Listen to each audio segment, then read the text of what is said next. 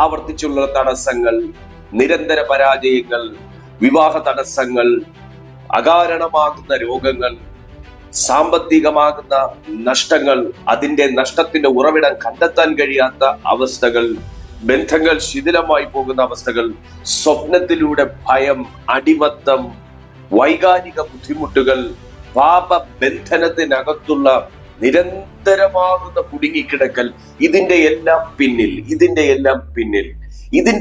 പിന്നിൽ തന്നെ soul trafficking എന്ന ഒരു വളരെ ഗുരുതരമായ ഒരവസ്ഥയിലൂടെയാണ് കടന്നുപോയിക്കൊണ്ടിരിക്കുന്നത്. നിങ്ങൾ അങ്ങനെ ഒരു അവസ്ഥയിൽ തുടരുന്ന ഒരു വ്യക്തിയാണ് എങ്കിൽ ഇന്ന് ഈ സോൾ ട്രാഫിക്കിങ്ങിനകത്ത് നിന്ന് കർത്താവ് നിങ്ങളെ പുറത്തു കൊണ്ടുവരാൻ പോവുകയാണ്. അതേ സുഹൃത്തെ, നിങ്ങൾ നീണ്ട വർഷങ്ങളായി അന്വേഷിച്ച് നടന്ന ചില കാര്യങ്ങൾക്കുള്ള, ചില ചോദ്യങ്ങൾക്കുള്ള ഉത്തരം ഞാൻ വിശ്വസിക്കുന്നു ഇന്ന് ദൈവത്തിന്റെ ആത്മാവ് ഈ വചനത്തിലൂടെ നിങ്ങളുടെ മുമ്പിൽ എത്തിക്കാൻ പോവുകയാണ്. നിങ്ങൾ ഇന്ന് ചിലത് കണ്ടു കെട്ടാൻ പോവുകയാണ്. നിങ്ങളിൽ നിന്ന് നഷ്ടമായത് കണ്ടു കെട്ടാൻ പോകുകയാണ്.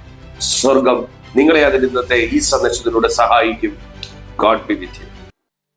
Hello, praise the Lord. നിങ്ങൾ എല്ലാവരും സുഖത്തോടെയും ക്ഷേമത്തോടെയും ഇരിക്കുന്നു എന്ന് ഞാൻ വിശ്വസിക്കുകയാണ്. നിങ്ങളുടെ എല്ലാവരുടെയും പ്രാർത്ഥനകൾക്കും സഹകരണങ്ങൾക്കും ഞാൻ വീണ്ടും നന്ദി പറയുന്നു. ഇന്നത്തെ ഈ സന്ദേശം സോൾ ട്രാഫിക്കിംഗ് വളരെ നിങ്ങൾക്ക് പ്രയോജനപ്പെടുന്നതും പ്രധാനപ്പെട്ടതുമാകുന്ന ഒരു സന്ദേശമാണ്.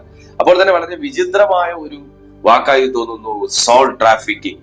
എന്താണ് സോൾ ട്രാഫിക്കിംഗ്? അങ്ങനെ ഒരു വാക്കൊന്നും ബൈബിളിൽ കാണുന്നില്ലല്ലോ എന്ന് നിങ്ങളിൽ പലരും ഒരുപക്ഷെ ചിന്തിക്കുന്നുണ്ടാകും. എന്നാൽ നിങ്ങൾക്കറിയാമല്ലോ, ഞാൻ ഏതൊരു കാര്യം നിങ്ങളുടെ മുന്നിലേക്ക് കൊണ്ടുവരുമ്പോഴും അതിന് ദൈവവചനത്തിന്റെ പിന്തുണയുണ്ട് എന്ന് ഉറപ്പുവരുത്തിയതിനു ശേഷം മാത്രമേ ഞാനത് നിങ്ങളുടെ മുന്നിലേക്ക് കൊണ്ടുവന്നിട്ടുള്ളൂ, നിങ്ങളിലേക്ക് കൈമാറിയിട്ടുള്ളൂ, നിങ്ങളെ ഞാൻ പഠിപ്പിച്ചിട്ടുള്ളൂ. ഇതും ബൈബിളിൽ വ്യക്തമായി തന്നെ പറയുന്ന ഒരു അവസ്ഥയാണ് സോൾ ട്രാഫിക്കിംഗ്.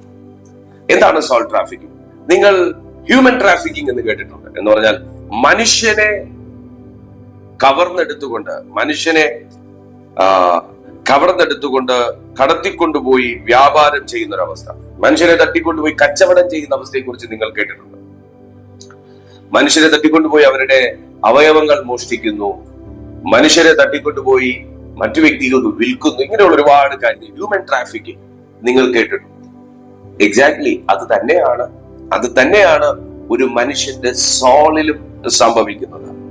എന്താണത്? ഒരു മനുഷ്യനെ തട്ടിക്കൊണ്ടുപോയാൽ എന്താണ് സംഭവിക്കുക?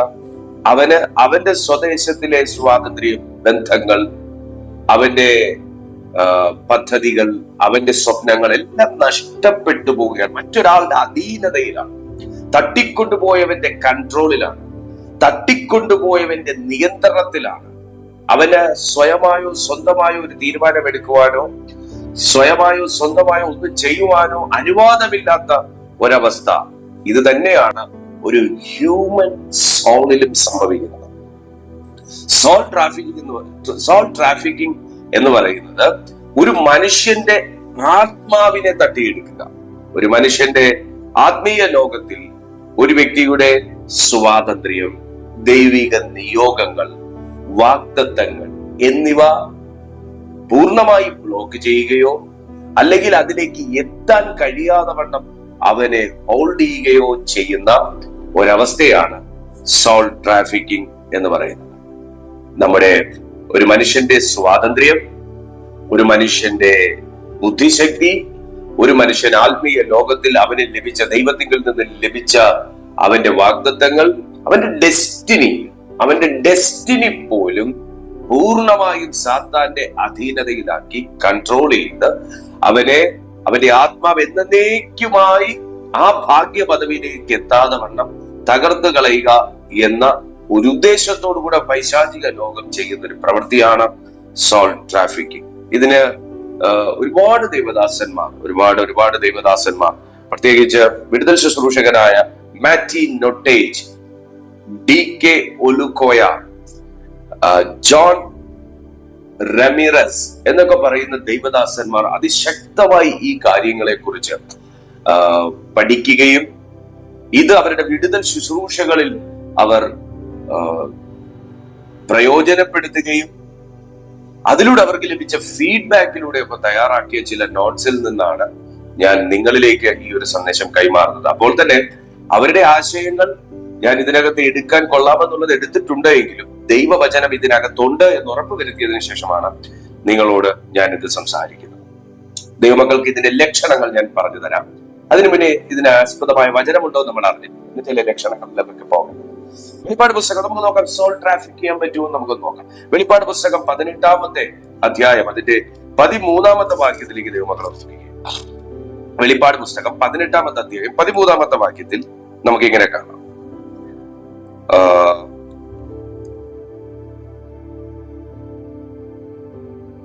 അതിന് 11 മുതൽ വായിക്കാം. വെളിപ്പാട് പുസ്തകം 11 മുതൽ തന്നെ നമുക്ക് വായിക്കാം. ഭൂമിയിലെ വ്യാപാരികൾ, ആ വാക്ക് നിങ്ങളൊന്ന് അണ്ടർലൈൻ ചെയ്തോളെ.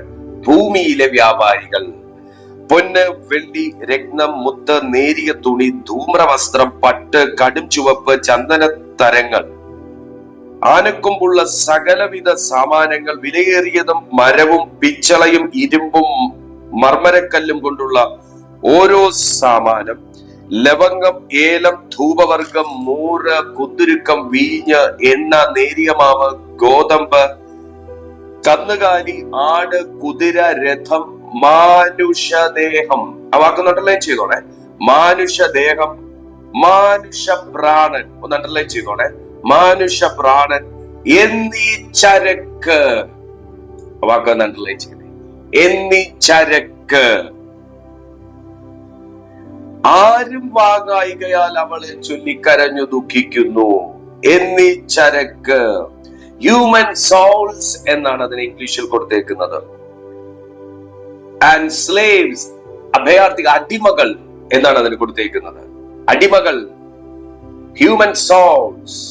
അപ്പൊ നിങ്ങൾ മനുഷ്യദേഹം, അടിമകൾ, ഹ്യൂമൻ സോൾസ്, മനുഷ്യന്റെ പ്രാണൻ എന്നീ ചരക്ക്. ചരക്ക് എന്താണ്? ചരക്ക് എന്ന് പറയുന്നത് വ്യാപാരം ചെയ്യുമ്പോൾ നമുക്ക് അതിന് തത്തുല്യമാകുന്ന റെമ്യൂണറേഷൻ ഇങ്ങോട്ട് കിട്ടുന്ന ഒരു സാധനമാണ് ചരക്ക്. ഞാൻ എന്റെ കയ്യിലുള്ള ഒരു വസ്തു ഒരാൾക്ക് കൊടുക്കുമ്പോൾ ആ വസ്തുവിന്റെ പ്രതിഫലമായി എനിക്ക് ലഭിക്കുന്നതിനെയാണ് ചരക്ക് എന്ന് പറയുന്നത്. അപ്പോൾ എന്താണ് പൈശാചികന്, ദുഷ്ടാത്മാക്കൾക്ക്, അശുദ്ധാത്മാക്കൾക്ക് ഒരു ഹ്യൂമൻ സോളും ഹ്യൂമൻ ബോഡിയും കൊണ്ടുള്ള പ്രയോജനം എന്താണ്? അവൻ നമ്മെ വ്യാപാരം ചെയ്യുമ്പോൾ നമ്മുടെ ആത്മാവ് എന്നേക്കുമായി നഷ്ടപ്പെടുന്നു എന്നതും ദൈവത്തോട് അവന് പ്രതികാരം ചെയ്യാൻ കഴിയുന്നു എന്നുള്ളതുമാണ് അവന്റെ റെമ്യൂണറേഷൻ. എന്തുകൊണ്ടാണ് നിങ്ങളുടെ ശരീരത്തിന് നേരെ ഇത്രയേറെ അറ്റാക്ക് എന്ന് മനസ്സിലായി? മാനുഷദേഹം, നിങ്ങളുടെ ശരീരത്തിന് നേരെ എന്തുകൊണ്ടാണ് ഇത്രയേറെ അറ്റാക്ക്? എന്തുകൊണ്ടാണ് നിങ്ങളുടെ ശരീരം കൊണ്ട് അല്ലെങ്കിൽ ഒരു വ്യക്തി തന്റെ ശരീരം കൊണ്ട് ഇത്രയേറെ പാപം ചെയ്യാൻ നിർബന്ധിക്കപ്പെടുന്നത്? അവന് താല്പര്യമില്ല, അവന്റെ അകത്ത് താല്പര്യമില്ല. എന്തുകൊണ്ടാണ് പാപം ചെയ്യാൻ നിർബന്ധിക്കപ്പെടുന്നത്? എന്തുകൊണ്ടാണ് അടിപിടി ഉണ്ടാക്കാൻ തൽപരരാകുന്നത്? ഒന്ന് പറഞ്ഞ രണ്ടൊരു കൈ ഇങ്ങനെ പോകുന്നത് എന്താണ് അതിന്റെ കാരണം? അടിമത്തത്തിന്റെ ചങ്ങലക്കകത്ത് ആ മനുഷ്യദേഹം തളയ്ക്കപ്പെട്ടു. രണ്ട്, എന്തുകൊണ്ടാണ് സോൾ, ഹ്യൂമൻ സോൾ, എനിക്ക് അങ്ങനെയൊന്നും ചെയ്യണ്ട, എനിക്ക് അങ്ങനെയൊന്നും വേണ്ട എന്ന് ആഗ്രഹമുണ്ടെങ്കിലും പെട്ടെന്ന് ഒരു സംഘർഷം വരുമ്പോൾ അല്ലെങ്കിൽ ഒരു സമ്മർദ്ദം വരുമ്പോൾ വേണ്ട എന്ന് പറഞ്ഞ കാര്യത്തിന് പെട്ടെന്ന് ചെയ്തേ പറ്റൂ എന്നൊരു നിർബന്ധത്തിലേക്ക് വരുന്നത് അവന്റെ സോൾ ട്രാഫിക്കിങ്ങിലാണ്. അവന്റെ സോളിനെ കൺട്രോൾ ചെയ്യുന്ന മറ്റൊരു ഈവിൾ സോൾട്ടയുമായി അവനൊരു കോൺട്രാക്റ്റിലാണ്. ക്ലിയർ? അവനൊരു കോൺട്രാക്റ്റിലാണ്. നമ്മൾ ചെയ്യുന്ന നമ്മുടെ പല മൗന സമ്മതങ്ങളും, നമ്മുടെ ഉള്ളുകൊണ്ട്, നമ്മുടെ സങ്കല്പങ്ങൾ കൊണ്ടുള്ള പല സമ്മതങ്ങളും അതൊരു ഈവിൾ കോൺട്രാക്റ്റ് ആണ്. വളരെ ഗൗരവകരമായ ഒരു കാര്യമാണ് ഞാൻ നിങ്ങളോട് കൈമാറിയത്. അതൊരു ഈവിൾ കോൺട്രാക്ട്. നമ്മൾ പറയാം, ഞാനൊരു പാപം ചെയ്തിട്ടില്ലല്ലോ, ഞാനൊരു തെറ്റും ചെയ്തിട്ടില്ലല്ലോ, ഞാൻ അങ്ങനെ പറഞ്ഞിട്ടില്ലല്ലോ, ഞാൻ അങ്ങനെ പോയിട്ടില്ലല്ലോ, ഞാൻ അങ്ങനെ ചെയ്തിട്ടില്ലല്ലോ. പക്ഷേ നമ്മുടെ പല സങ്കല്പങ്ങളും, അതുകൊണ്ടാണ് കൊരിന്ത്യർ പൗലോസ് പറയുന്നത്, ദൈവത്തിന്റെ പരിജ്ഞാനത്തിന് വിരോധമായി പോകുന്ന എല്ലാ സങ്കല്പങ്ങളും ഞാൻ ഇടിച്ചു കളയുന്നു. അപ്പൊ ഇടിച്ചു കളയാത്തതാണ് ഈ പ്രശ്നത്തിന്റെ കാരണമെങ്കിൽ ഇന്നു മുതൽ നിങ്ങൾ അതിന് തയ്യാറാകുക. പലരും പ്രാർത്ഥനാ ജീവിതത്തിൽ വന്ന് ഒത്തിരി പരാതികളും പരിഭവങ്ങളും പറയാറുണ്ട്.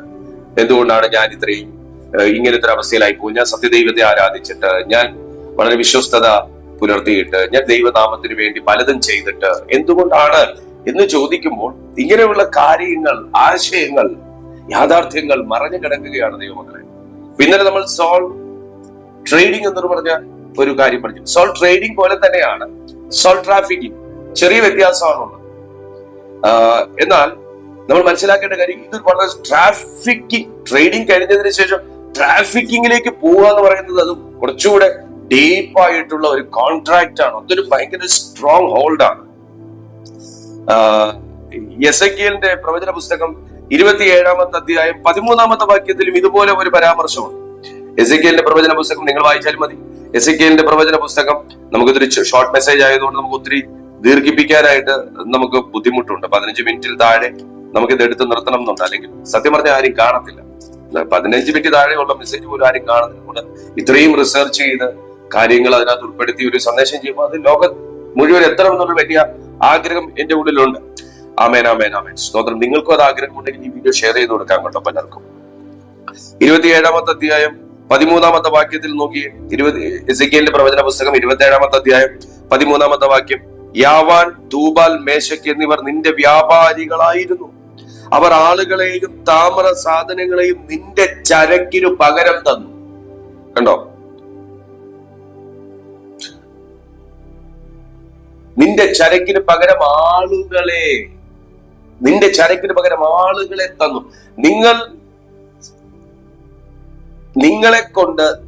നിങ്ങളെ സാത്താന്റെ ഒരു ചരക്കാക്കി മാറ്റുകയാണ് ചെയ്യുന്നത്.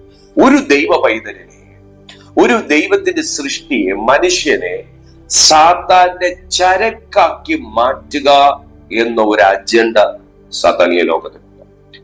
ഇനി എന്തൊക്കെയാണ് ഇതിന്റെ ലക്ഷണങ്ങൾ എന്ന് ഞാൻ നിങ്ങളോട് പറയുമ്പോൾ നിങ്ങൾക്ക് കുറച്ചുകൂടെ മനസ്സിലാവും.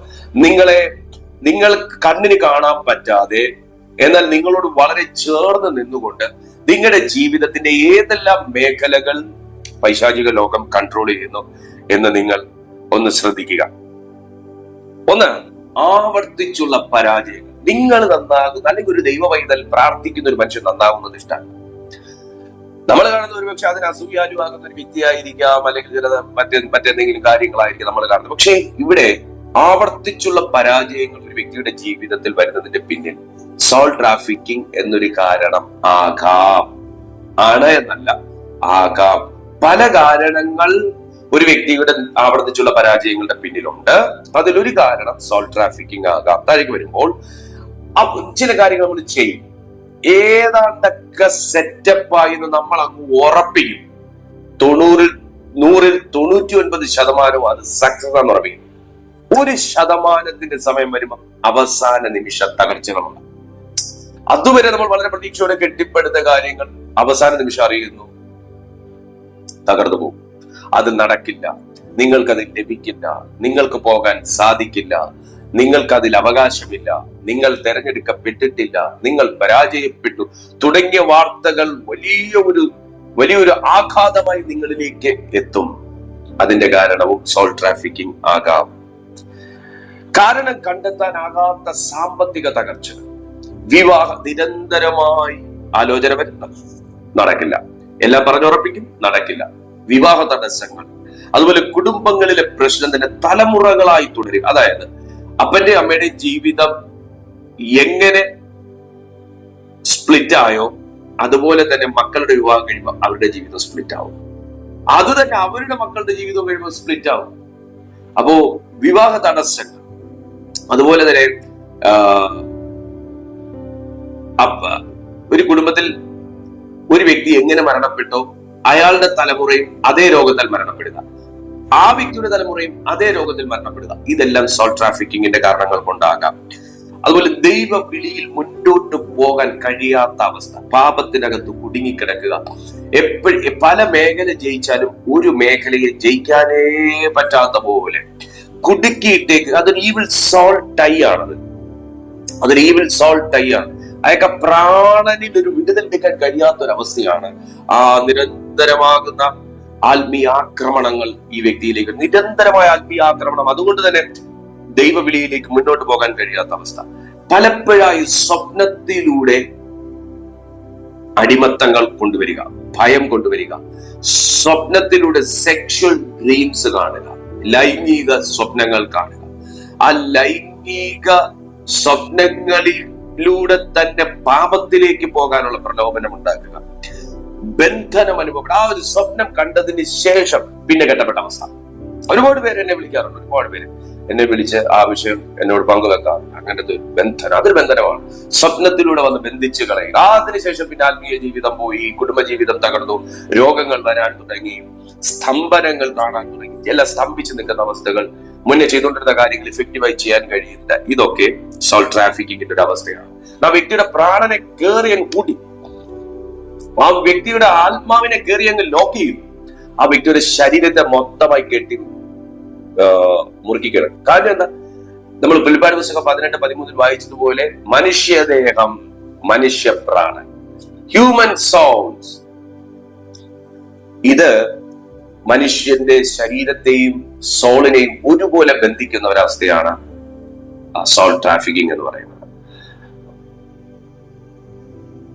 ഇതിൽ നമുക്ക് പുതിയ തലമുറയിലേക്ക് നോക്കുമ്പോൾ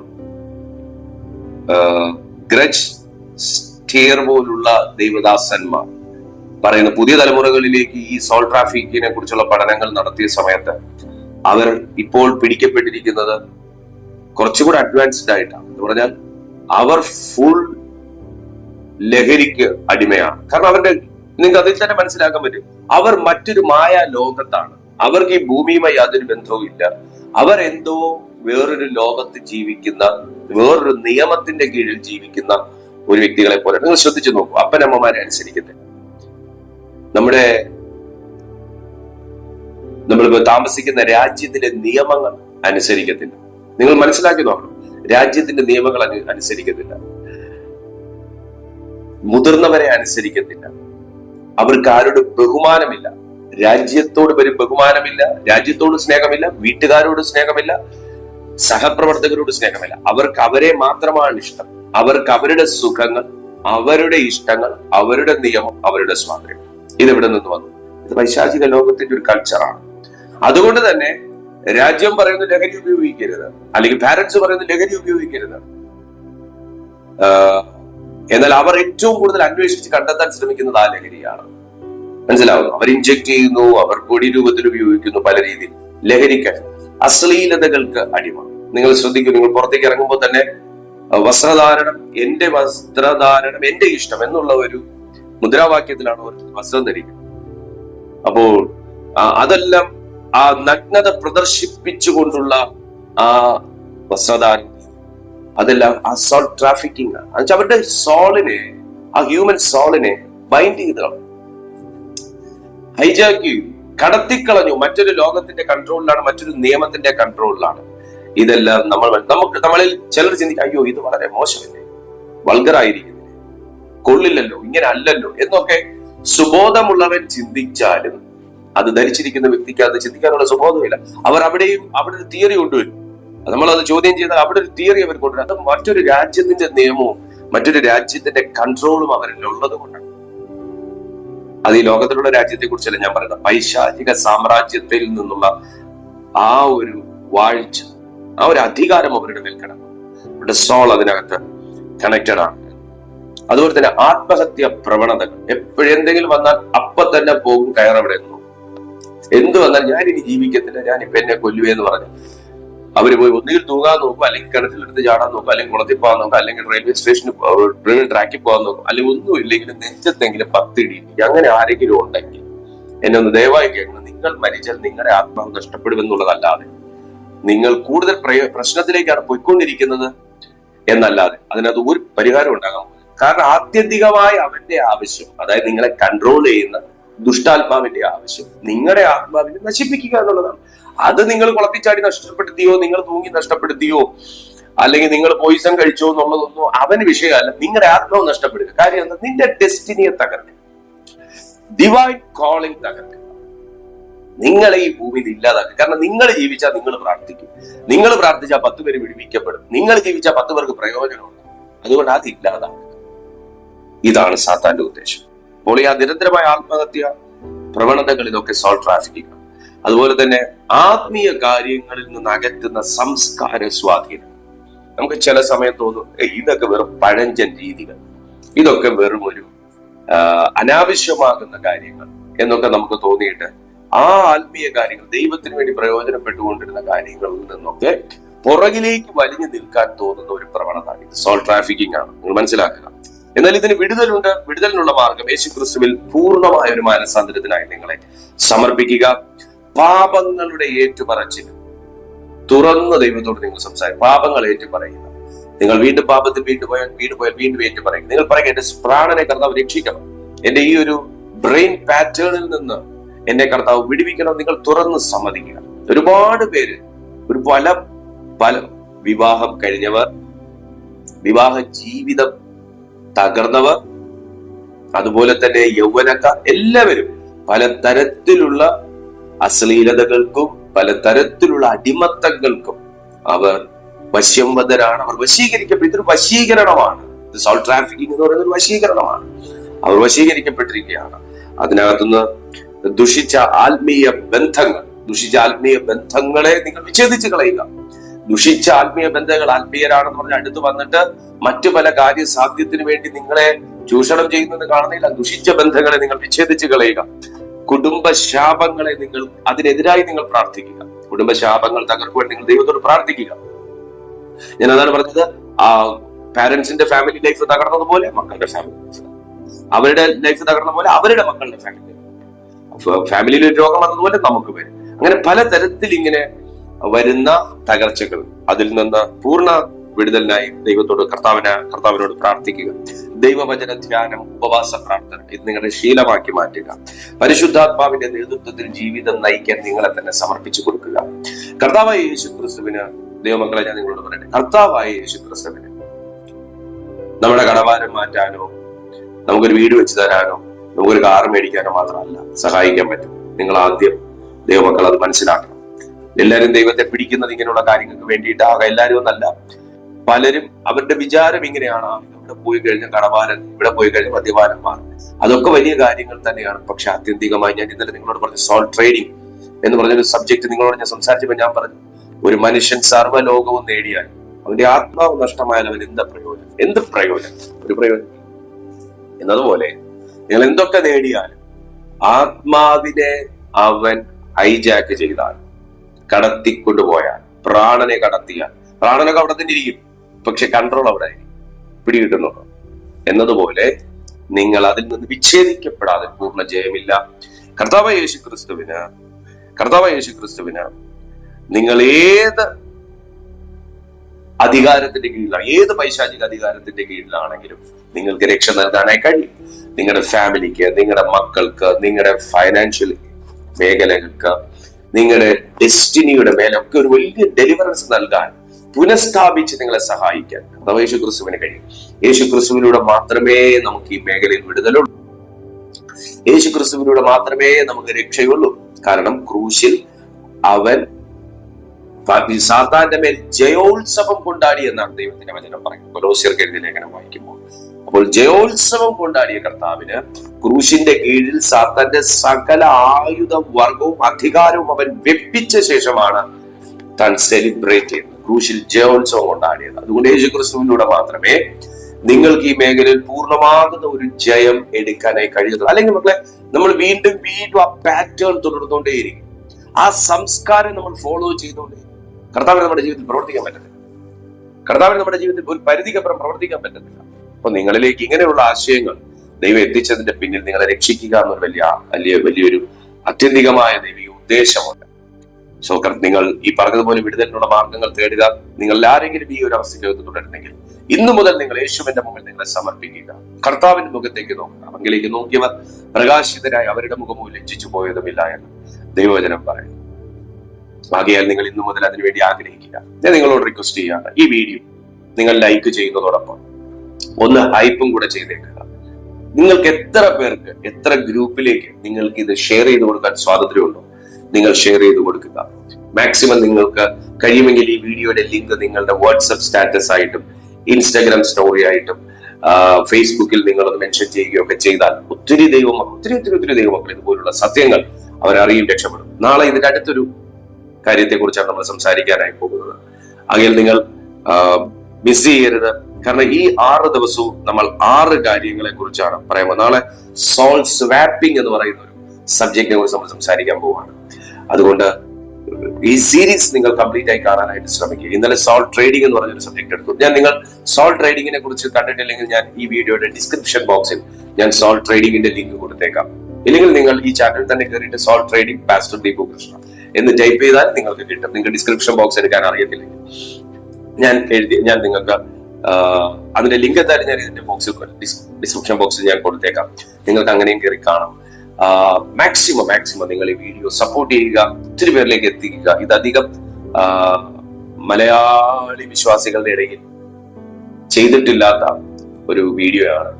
അതുകൊണ്ട് നിങ്ങൾ പരമാവധി ദൈവമക്കളിലേക്ക് എത്തിക്കുക. ദൈവവചനത്തിനകത്ത് ജീവിക്കുക, രക്ഷപ്പെടാനുള്ള വഴി ഞാൻ പറയും. ദൈവവചനത്തിനകത്ത് ജീവിക്കുക, ദൈവവുമായിട്ടുള്ള കണക്ഷനിൽ ജീവിക്കുക.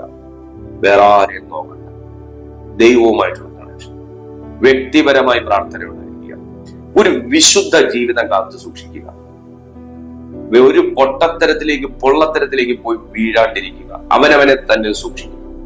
എന്തെങ്കിലുമൊക്കെ ടെംപ്റ്റേഷനോ എന്തെങ്കിലുമൊക്കെ പ്രലോഭനങ്ങളോ സ്വാധീനങ്ങളോ വന്ന അപ്പൊ തന്നെ അതിനെ ജയിക്കാൻ വേണ്ടി ദൈവത്തിൽ ആശ്രയിക്കുക, അവിടുന്ന് ഓടുക.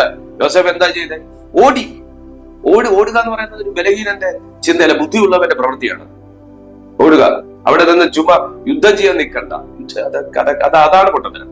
ഓടുക, ആറ്റ്മോസ്ഫിയർ ചെയ്ത് ഓടുക. ഇതൊക്കെ ഭയങ്കര വെളിപ്പാടുകളാണ്. നമുക്ക് അതിനെക്കുറിച്ച് സംസാരിക്കാനുള്ള സമയം ഇപ്പൊ തന്നെ 25 മിനിറ്റോളം പോയി വീഡിയോ. സോ കർത്താവ് നിങ്ങളെ സഹായിക്കട്ടെ. നിങ്ങളെ ഈ അടിമത്തത്തിനകത്ത് നിങ്ങളുടെ കുടുംബത്തെ, നിങ്ങളുടെ തലമുറകളെ, നിങ്ങൾ പരിചയമുള്ളവരെ ഒക്കെ രക്ഷ ചെയ്യാൻ വേണ്ടി ദൈവത്തോട് പ്രാർത്ഥിക്കുക. നമുക്ക് ഒരുമിച്ച് പ്രാർത്ഥിക്കാം. കർത്താവ് വലിയ കാര്യങ്ങൾ നമ്മുടെ ജീവിതത്തിൽ ചെയ്യും. നമുക്ക് അടുത്ത ദിവസം കാണാം. സോൾ സ്വാപ്പിംഗ് എന്ന് പറയുന്ന സബ്ജക്റ്റുമായി നമുക്ക് നാളെ കാണാം. അതുവരെ അത്യുന്നതന്റെ ചിറകന്റെ കർത്താവ് നമ്മളെ സൂക്ഷിക്കട്ടെ. നിങ്ങൾക്ക് ഈ വീഡിയോ അതുപോലെ നിങ്ങൾക്ക് ഇതിനകത്തുള്ള എല്ലാ വീഡിയോസും നിങ്ങൾക്ക് ലഭിക്കണമെന്നുണ്ടെങ്കിൽ ഡിസ്ക്രിപ്ഷൻ ബോക്സിൽ വാട്സാപ്പിന്റെ ഞങ്ങളുടെ ഗ്രൂപ്പ് ലിങ്ക് കിടപ്പുണ്ട്. ആ ഗ്രൂപ്പിൽ നിങ്ങൾ ജോയിൻ ചെയ്താലും നിങ്ങൾക്ക് ഞങ്ങളുടെ എല്ലാ വീഡിയോസും വാട്സാപ്പിൽ നിങ്ങൾക്ക് ലഭിക്കും. പ്രയോജനം. പ്രാർത്ഥനാ വിഷയങ്ങൾ ഞാൻ നമ്പർ കൊടുത്തിട്ടുണ്ട്, നിങ്ങൾക്ക് അതിൽ വാട്സാപ്പ് ചെയ്യാം. God B with you.